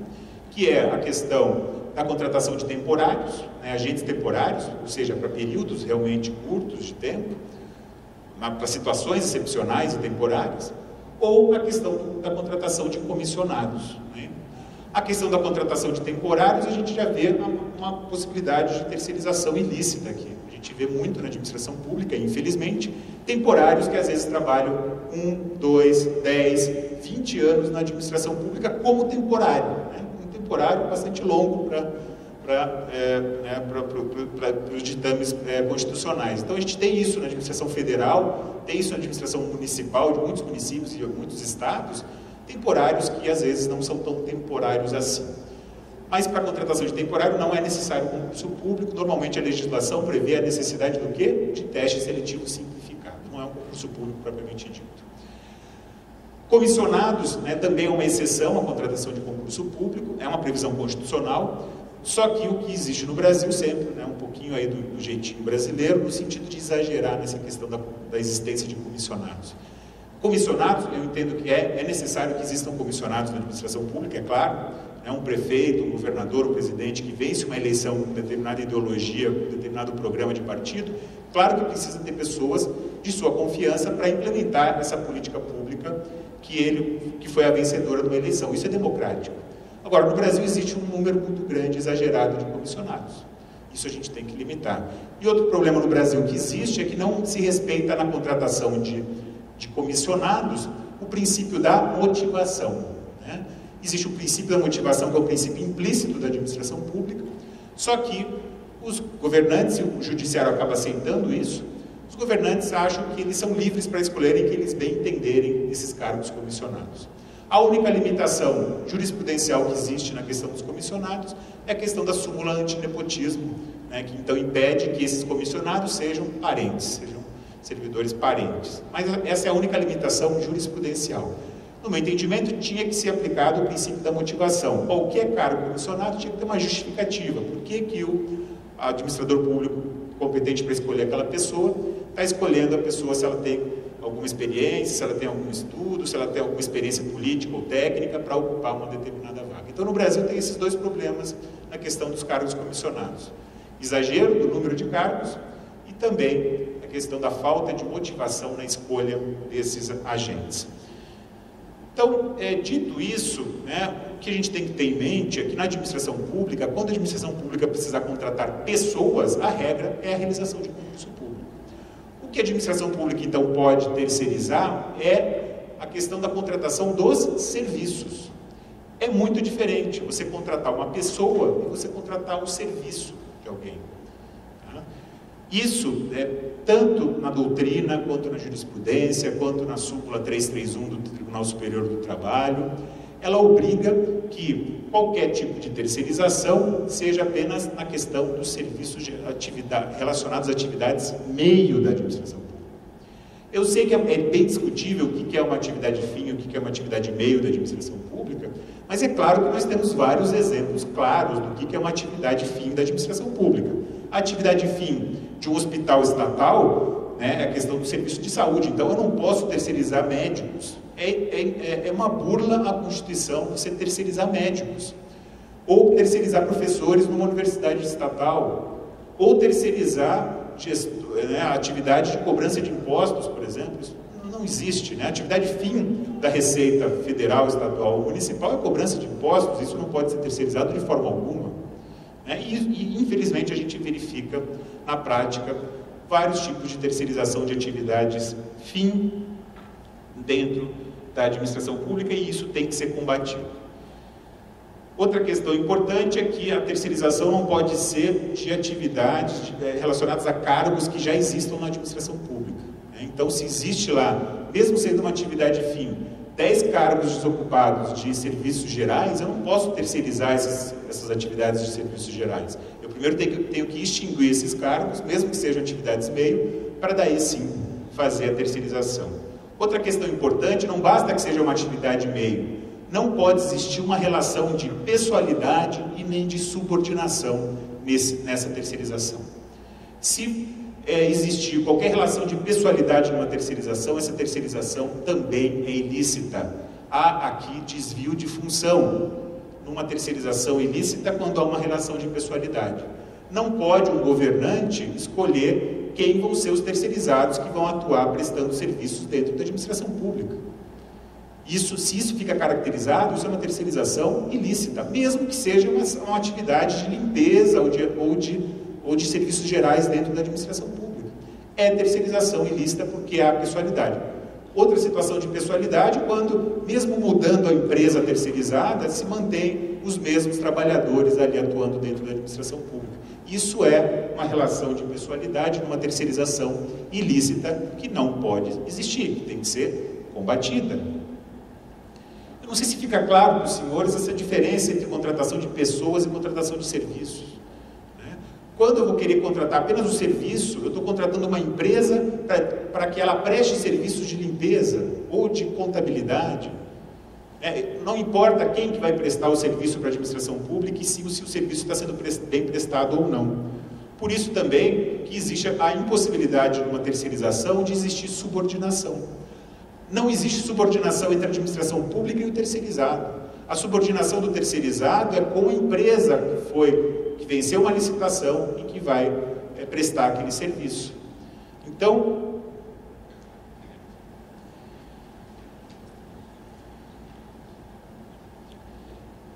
essa questão é bastante séria e isso tem que ser bastante fiscalizado pelos órgãos de controle, né? E também pela população e também pelos próprios servidores. Então, tem que existir um controle social, tem que existir um controle maior do Tribunal de Contas, do próprio Ministério Público, e o controle interno realizado pela administração pública é necessário nessa questão das terceirizações ilícitas. O fato, eu não vou entrar em detalhes, talvez isso seja analisado pelas nossas debatedoras de hoje, eu não vou entrar em maiores detalhes, mas a súmula 331 do TST, ela sofreu mudanças influenciadas, né, pela jurisprudência do Supremo Tribunal Federal, no sentido de que hoje há uma responsabilização, sim, da administração pública, mesmo que a lei do capeta, vocês conhecem a lei do capeta? A 8666, né? Eu só chamo assim por causa do final, não que eu não goste da lei 8666. Mas a lei 8666, no artigo 71 da Constituição, diz que a administração pública ela não é responsável pelos encargos trabalhistas, né, na relação empresa terceirizada com o terceirizado. Só que daí o Supremo Tribunal Federal influenciou, entendeu que esse dispositivo ele é constitucional, só que ele influenciou daí uma mudança na súmula 331 do TST, no sentido de que, se a administração pública tem uma atuação culposa nessa terceirização, se ela não faz uma vigilância necessária, culpa em vigilando, ou se ela não fez uma escolha boa na hora da licitação dessa empresa terceirizada, ela também pode, de forma culposa, ser responsabilizada na questão trabalhista. Isso foi uma mudança recente na súmula 331. Três questõezinhas rápidas que eu gostaria de tratar no final, para depois a gente, se der tempo, não sei, fazer um debate. A questão da lei de responsabilidade fiscal. Terceirização ilícita e desvio de função é burla, né, nessas situações. Mas é uma burla dupla quando a gente verifica que na lei de responsabilidade fiscal, ela fala assim, que lá no artigo 18 da lei de responsabilidade fiscal, que valores de terceirização de mão de obra, quando a substituição de servidores, isso tem que ser contado também como despesa pessoal. A gente vê que na administração pública tem muitas situações em que a terceirização ilícita ocorre para fugir do limite de gastos com o pessoal. Só que se essa terceirização é para fugir de gastos com o pessoal, para fazer uma terceirização ilícita, para contratar mão de obra e não fazer uma terceirização propriamente dita, isso também tem que ser contado como gasto de pessoal. Então a lei de responsabilidade fiscal também limita essa burla via terceirização. Outra questão importante é que o gestor, o administrador público responsável por uma terceirização ilícita, ele, além de ter responsabilidades administrativas, civis e em alguns momentos até criminais, ele também pode ser julgado na questão da questão de improbidade administrativa. Ele pode sofrer uma ação de improbidade administrativa, por quê? Mesmo quando não caracterizado o prejuízo ao erário, em algumas situações, sempre vai ser um ato contrário a algum tipo de princípio da administração pública. E a lei de improbidade administrativa, ela vai tentar, então, sancionar administradores que vão desrespeitar princípios da administração pública, não só em questões de prejuízo ao erário ou enriquecimento ilícito. Então, qualquer pessoa, qualquer pessoa da população, pode representar a própria administração pública ou o Ministério Público quando verifica alguma terceirização ilícita. E também o Ministério Público, ou, no meu entendimento, o sindicato dos servidores relacionados àquela área que está ocorrendo a terceirização ilícita, pode sim entrar com uma ação de improbidade administrativa nessas situações de desvio de função, de terceirização ilícita. Então, isso é uma atividade importante de um sindicato, porque a pessoa jurídica interessada diretamente naquele ilícito, naquela improbidade administrativa, pode também entrar com uma ação de improbidade, não precisa que o Ministério Público entre com essa ação. E, por fim, existe uma lei de 2013, que é a Lei 12.846, que responsabiliza também, hoje em dia, empresas e pessoas jurídicas, tanto administrativa quanto civilmente, quando essas empresas atuam de forma irregular na administração pública, né, em alguma licitação, em alguma contratação ilícita. E uma terceirização ilícita é algo que pode ser abraçado por essa legislação, que é uma legislação que só vai ter vigência, vai começar a ter vigência a partir de 2014, mas é importante que os senhores, então, conheçam essa legislação, que pode responsabilizar, então, também empresas privadas que atuem em terceirizações ilícitas junto à administração pública. Muitas vezes esse meu discurso, de Constituição Social, de administração pública profissionalizada, muitas vezes vem falar para mim, não, mas isso é sonho, isso é algo muito distante, isso é utopia. Para essas pessoas, eu sempre respondo, já então terminando, eu sempre respondo com uma frase que muitos acham que é do Eduardo Galeano, mas na verdade é de um cineasta argentino, Fernando Birri, que fala assim: a utopia está lá no horizonte, me aproximo 2 passos, ela se afasta 2 passos. Caminho 10 passos e o horizonte corre 10 passos. Por mais que eu caminhe, jamais alcançarei. Para que serve a utopia? Serve para isso, para que eu não deixe de caminhar.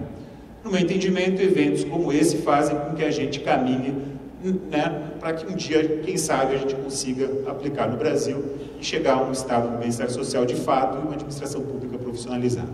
Muito obrigado pela atenção.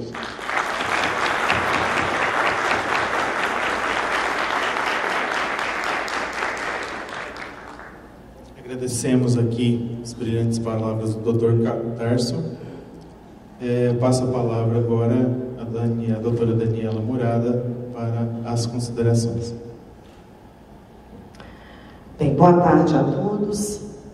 Em primeiro lugar, eu gostaria de dizer da minha alegria de estar aqui. Nós temos um passarinho no ambiente, dizem que quando o passarinho está no ambiente, é sorte.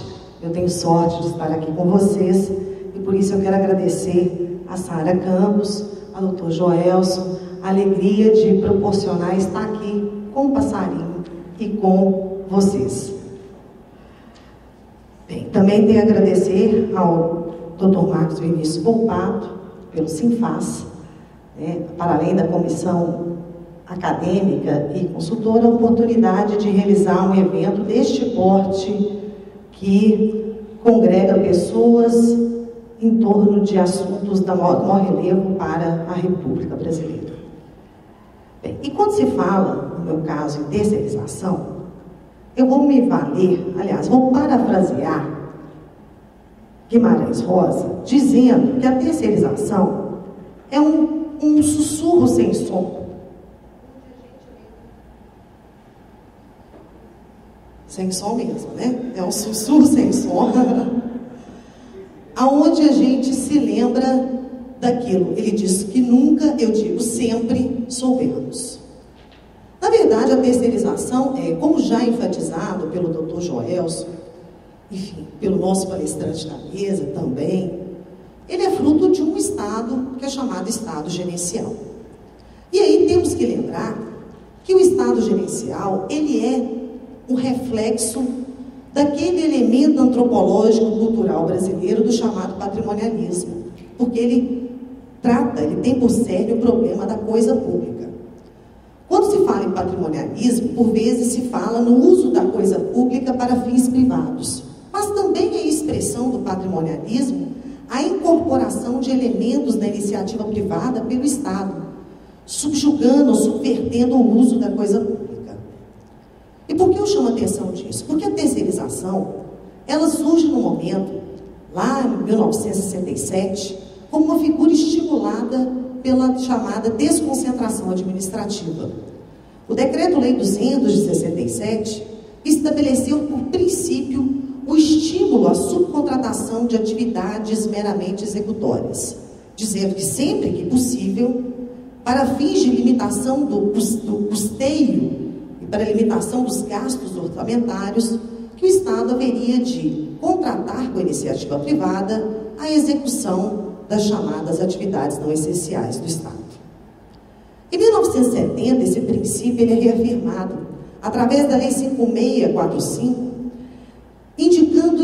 inclusive, a título exemplificativo, quais seriam as atividades passíveis de terceirização no setor público.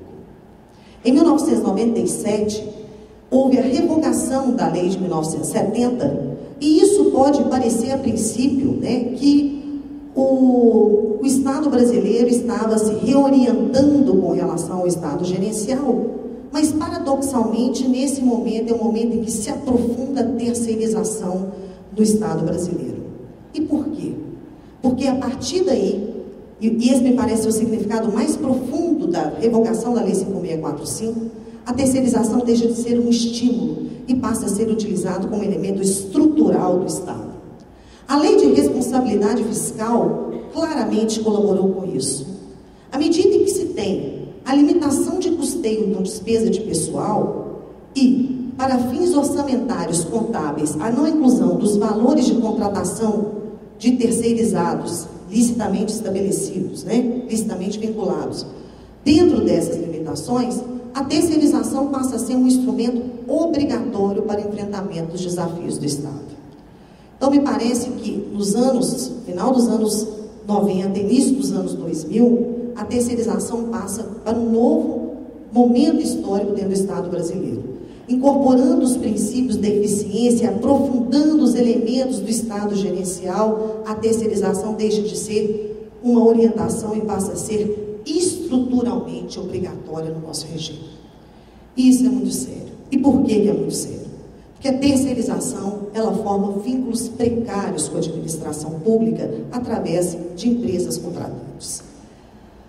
Por mais que se fale na terceirização de serviços, ao termo de todo o processo, nós temos uma pessoa humana que está ali precariamente vinculada. E a precariedade do vínculo, ela traz perigos de duas ordens. Em primeiro lugar, riscos sociais, ou seja, a sociedade como um todo pode pagar por isso. No caso dos trabalhadores do Estado, né, no campo fazendário, isso pode representar um perigo a direitos fundamentais da sociedade, especialmente no caso da derruição do princípio fundamental do sigilo fiscal. Ontem, conversando com a doutora Sara, ela me contava elementos concretos de trabalho, de terceirizados, de atuação fazendária, e me pareceu urgente falar do risco da terceirização nesse setor específico do Estado. Além disso, isso traz também um risco social para os próprios trabalhadores terceirizados. O trabalhador terceirizado, ele é um trabalhador, um cidadão de segunda ordem, com piores direitos, piores, em regra, né? Piores valores salariais, com jornada de trabalho superior, com sindicatos mais frágeis, com maior índice de acidente e morte pelo trabalho. E isso se repete, esses dados, que são catalogados, inclusive, pelo DIEESE, eles mostram que essa perversidade do trabalho terceirizado não está só na iniciativa privada, mas também no setor público. Há dados escandalosos quantificados em empresas públicas e sociedades de economia mista. Os dados com relação aos terceirizados que prestam serviço direto da administração direta, autárquica e fundacional não são muito claros. Mas como esses dados se repetem, nós podemos falar que, por amostragem, o trabalho terceirizado, ele é mais precário. E esses vínculos precários, eles têm sido estabelecidos, me parece, à revelia da Constituição. E por quê? Porque a Constituição, ao enunciar os princípios estruturantes do Estado, o faz sob a base do primado da dignidade humana e da valorização social do trabalho. A dignidade humana, ela resta igualmente distribuída em todos nós, razão pela qual o trabalho desenvolvido pela pessoa humana, ele tem idêntico valor social. Com isso eu quero dizer que o trabalho daquele que faz a limpeza ou conservação, da faxineira, é, do ponto de vista constitucional, tão valioso quanto aquele executado por um agente do Estado. E nessa perspectiva, seria inconstitucional dar um tratamento jurídico diferenciado entre aqueles que estão executando atividades intelectuais ou atividades fim ou atividades essenciais do Estado e aquelas atividades de suporte. O artigo 7º, inciso 32, ele é um desdobramento do princípio da igual dignidade humana e do igual valor social do trabalho, proibindo para fins de mercado de trabalho a proibição ou a distinção para fins de vinculação em direitos entre os trabalhadores intelectuais, manuais e técnicos, ou entre profissionais respectivos. Esse dispositivo me parece tornar claro, né, uma inconstitucionalidade por ação que tem sido tolerada, naturalizada na nossa sociedade, que é a terceirização do setor público. Eu, particularmente, tenho sido crítica da figura da terceirização, tanto na iniciativa privada quanto no setor público. E me parece que, por mais que a gente tente mitigar os efeitos perversos da terceirização, mais importante é na raiz do problema. A terceirização ela é incompatível com o nosso regime constitucional. Bem, além disso, quando se tem a execução de uma atividade em desvio de função, o que é estimulado pela própria estrutura, à medida em que há limitação orçamentária e o Estado tem que enfrentar os seus desafios diários e, por vezes, o faz em desvio de função dos trabalhadores terceirizados, há um enfrentamento inadequado desta situação pelo judiciário brasileiro. Infelizmente, nós temos que falar isso. Reconhecendo o primado do concurso público, o Tribunal Superior do Trabalho não reconhece o vínculo direto de emprego desse trabalhador ilicitamente terceirizado, reconhecendo apenas parcos direitos para ele. A súmula 363 do TST só reconhece aquele que tem contratação irregular no serviço público o direito ao salário proporcional à jornada de trabalho executada e o fundo de garantia por tempo de serviço. Sendo que esta é uma situação paradoxal porque, estruturalmente, o serviço público é dependente desse trabalhador terceirizado. E não por culpa dele, mas por culpa da estrutura e do sistema, é que ele está em desvio funcional. Considerando o princípio da boa-fé, até alguns princípios do próprio direito administrativo, o princípio da aparência, se tem, por vezes, em algumas turmas do Tribunal Superior do Trabalho, afastado da aplicação dessa súmula e reconhecendo todos os direitos, inclusive alguns direitos fundamentais, direitos previdenciários, direito a descansos como férias, repousos semanais, enfim, a esses trabalhadores que, em desvio de função, por conta de uma estrutura normativa e de mentalidade de Estado, têm prestado serviço a toda a sociedade. E dentro desta mesma linha, o Tribunal Superior do Trabalho, me parecendo já apontar para um mecanismo de superação desse tipo de discriminação que se faz no mercado de trabalho, busca retificar, do ponto de vista salarial, estas desigualdades da terceirização estruturada, da terceirização imposta pelo sistema. E a OJ 383 da STI 1 do TST tem assegurado a isonomia salarial entre o trabalhador terceirizado e aquele que presta a mesma atividade no serviço público. Só que, no entanto, isso é quimérico, porque, como nós acabamos de ouvir, a terceirização ela se faz normalmente sem correspondência, ou seja, as atividades executadas pelo terceirizado, ele se faz sem uma correspondência estrita e precisa com outros trabalhadores do Estado, por vezes acumulando atividades variadas que são desenvolvidas de modo muito bem delimitado pelos trabalhadores a serviço do Estado. Então, por vezes, por falta de paradigma, o sentido da isonomia salarial ele fica esvaziado.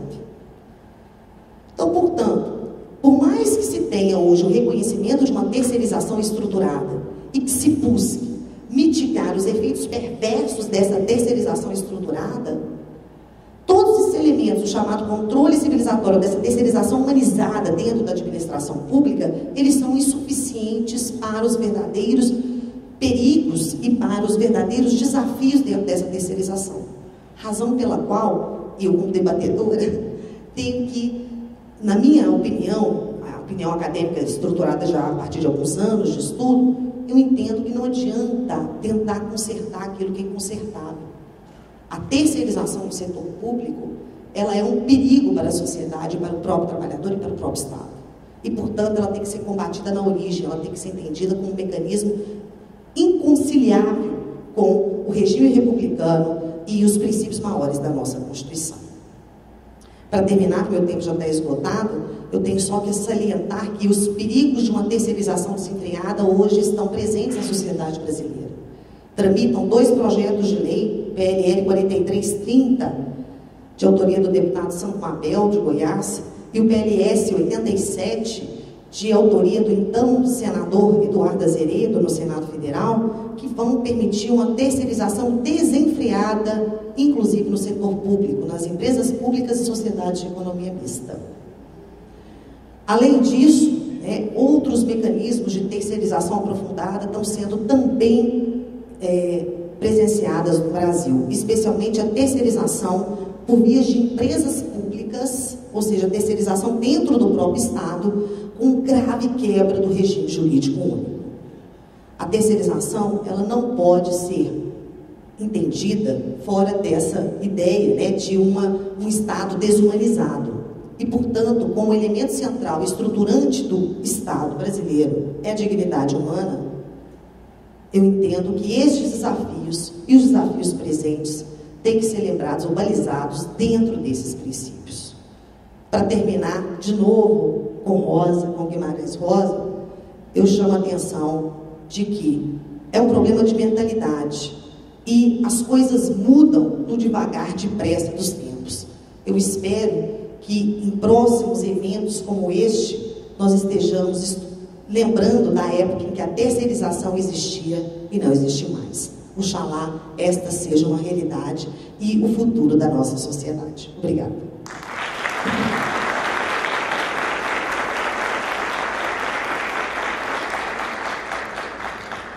Agradecemos as considerações da doutora Daniela. Passo a palavra à doutora Luísa Ribeiro para as suas considerações.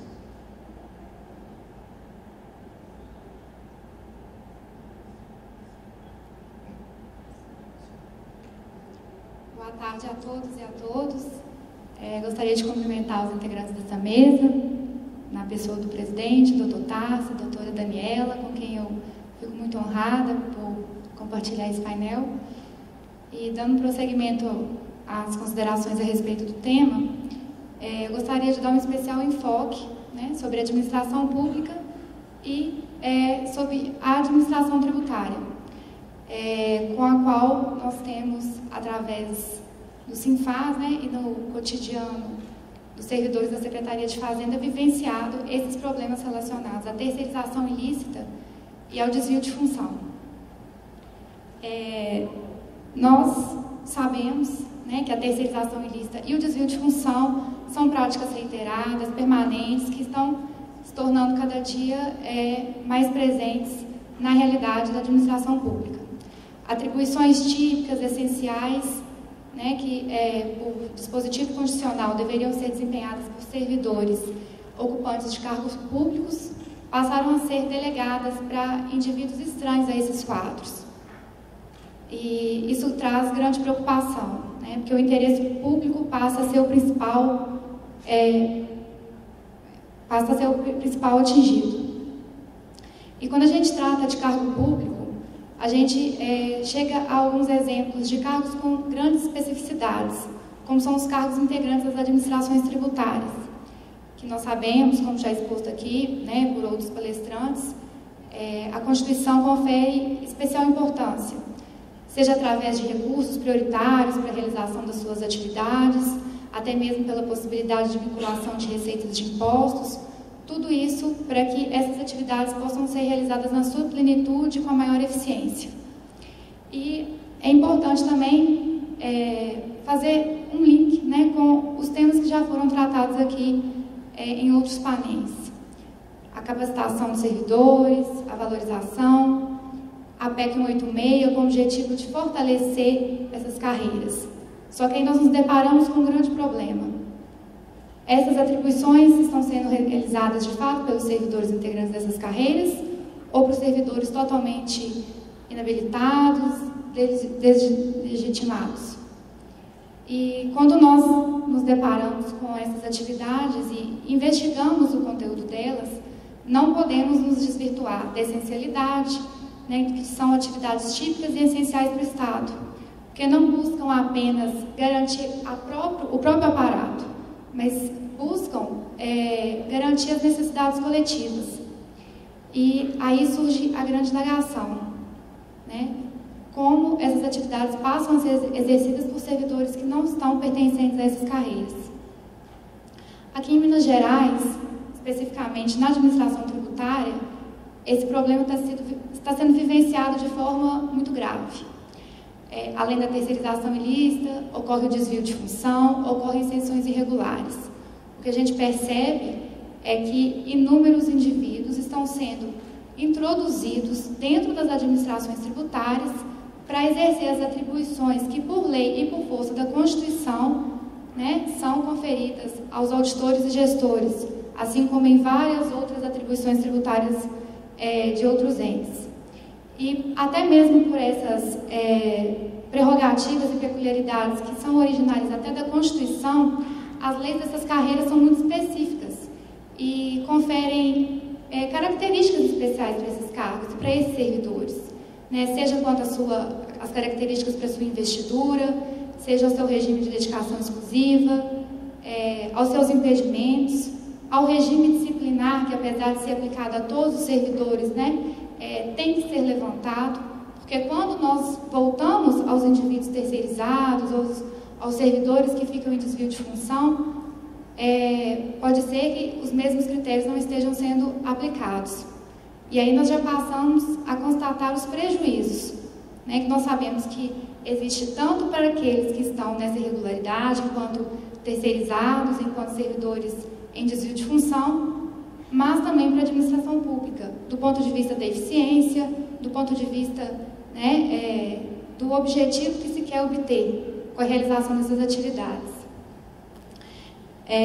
Então, em especial, né, no âmbito da administração pública, especialmente por estar diretamente relacionado com a consecução das políticas públicas, esse problema ele se torna ainda mais grave. Aqui, como mencionado pela doutora Daniela, esse problema corre o risco de se acentuar, né, pelo PL 4330 de 2004, que está sofrendo uma tramitação mais ativista nesse momento no Congresso Nacional. PL esse que, com o objetivo de regulamentar os direitos dos trabalhadores terceirizados, pretende disseminar a prática da terceirização, tanto para atividades fins como para atividades meio, né, sem querer também fazer uma diferenciação sobre esse ponto. O que vai permitir com que as terceirizações que já são regulares na administração sejam estendidas, né, gerando ainda mais prejuízos.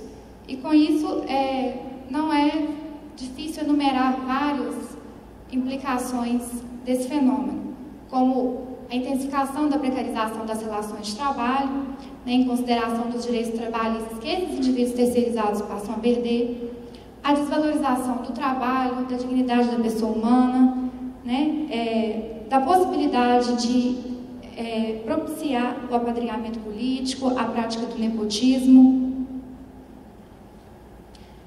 Temos também o risco de inadimplemento, com a consagração apenas da responsabilidade subsidiária em detrimento da responsabilidade solidária, a possibilidade de quarteirizar também essas atividades, que é um risco ainda maior e mais prejudicial, e até mesmo as relações sindicais, né? Como nós estamos aqui em um evento né, promovido, né, pela iniciativa do Sinfaz, é importante a gente também notar que esse fenômeno também vai enfraquecer as relações sindicais, porque os trabalhadores terceirizados não vão partir e vão se identificar por categorias, né, mas vão se identificar pelo quesito terceirização. Então, as lutas, as pautas podem não mais coincidir e, com isso, enfraquecer, o que é muito prejudicial, porque a gente sabe que a categoria dos trabalhadores e dos servidores é a relação hipossuficiente do trabalho. E quando a gente observa essa prática, né, por parte da administração pública, nós logo vislumbramos o interesse, redução de custos, porque nós sabemos que a regra ideal e constitucional para suprir demanda de mão de obra nos quadros da administração é o concurso público.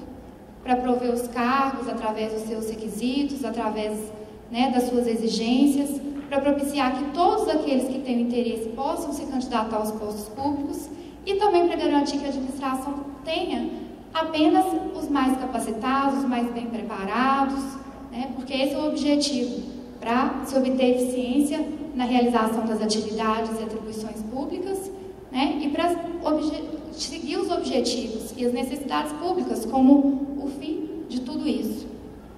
E é muito triste verificar que, apesar dessa intenção de redução de custos, porque a gente sabe que a utilização de terceirização ilícita ou o desvio de função em relação a cargos, inclusive integrantes da própria administração, pode trazer redução de custos, né? Ao mesmo tempo em que traz o enriquecimento ilícito sem causa para a administração. Na medida em que indivíduos, né, que estão a desenvolver atividades complexas sem a devida remuneração, sem os direitos trabalhistas, previdenciários que lhes seriam devidos.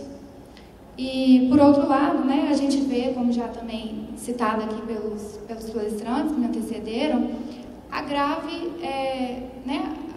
ofensa ao concurso público, ao mérito, que é o critério, né, instituído pela Constituição para selecionar servidores, empregados, para constituir seus quadros. E como eu havia dito, esse problema aqui em Minas Gerais ele tem sido discutido e trabalhado há muito tempo pelo Sinfaz, enquanto entidade sindical representante da categoria, e também a demandas individuais que estão sendo acopladas com os mesmos objetivos, para tratar do número elevadíssimo de servidores terceirizados que estão inseridos dentro das administrações tributárias, que estão, como a doutora Daniela disse, tendo acesso a informações sigilosas, informações fiscais dos contribuintes, que estão tendo acesso a todos os tipos de sistemas de informação da Secretaria de Fazenda, sistemas estes que até por disposição do Código Tributário Nacional devem ser acessados apenas pelos servidores legalmente habilitados e investidos para isso, que são os servidores da administração tributária, né?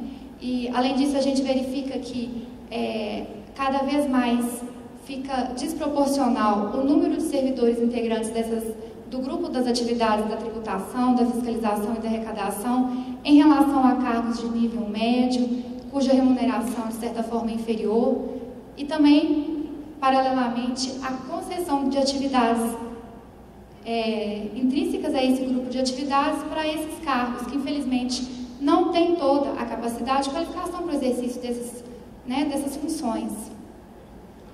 E isso vem sido tratado pelo Ministério Público, né, porque o objetivo é tratar isso através de uma ação civil pública, é declarar a improbidade administrativa, é responsabilizar as autoridades responsáveis, porque nós sabemos que os prejudicados são os servidores públicos cujas atribuições estão sendo, de certa forma, retiradas. São prejuízos também para os terceirizados, servidores em desvio de função e para a coletividade em geral, porque esse problema, em última instância, leva ao prejuízo do interesse público, né, e ao interesse da coletividade. Então, com essas palavras, eu encerro minha fala. Muito obrigada pela atenção.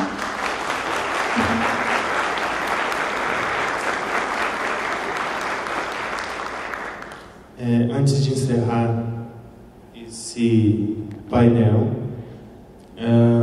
a doutora Daniela solicitou fazer algumas considerações finais.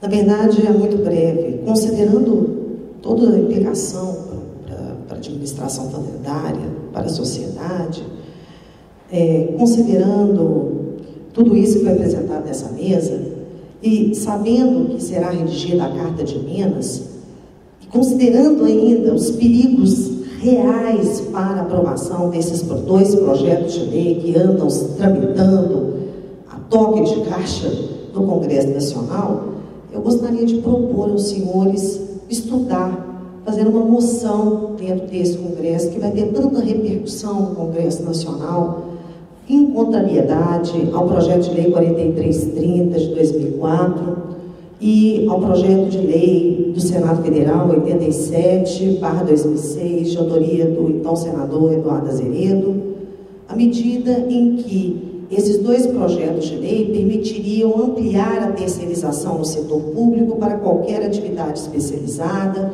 com o risco sempre presente da dispensa licitatória pelo alto nível de especialização e da grave quebra do princípio do concurso público, além, por evidente, de outras precariedades e riscos para a sociedade brasileira.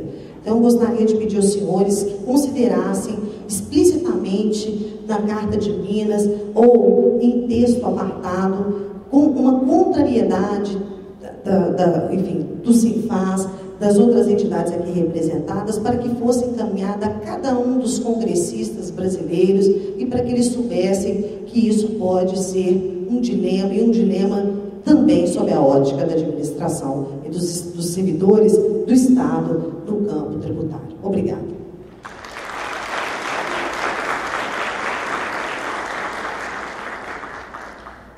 Antes de finalizar aqui os debates do quinto painel, gostaria de fazer alguns agradecimentos. Primeiramente, agradecer ao Dr. Marcos Vinícius, doutora Brígida, pelo convite, doutora Sara Campos, coordenadora científica aqui do evento, parabenizá-los pela grandiosidade do evento. Tenho para mim que esse CONSAT não é de Minas, mas é um CONSAT da administração tributária de todos os entes do Brasil, da Federação.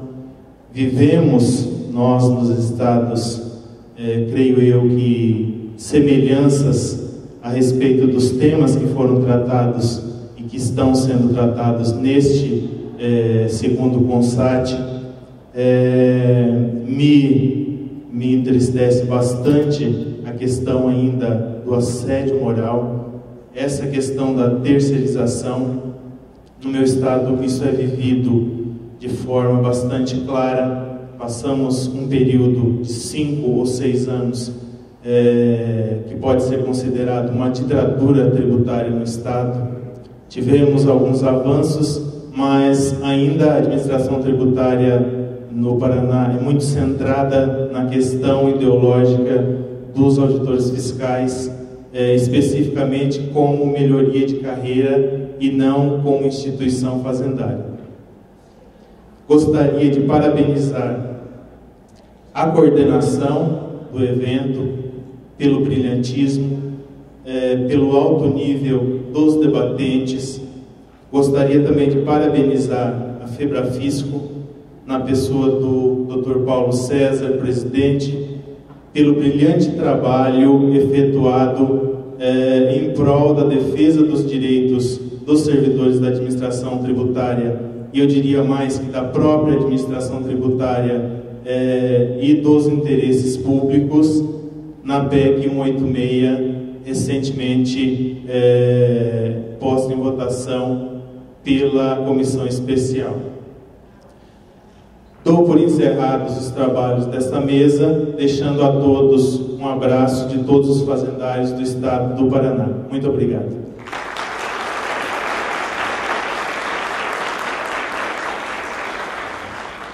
Agradecemos a participação de todos, desejamos uma boa noite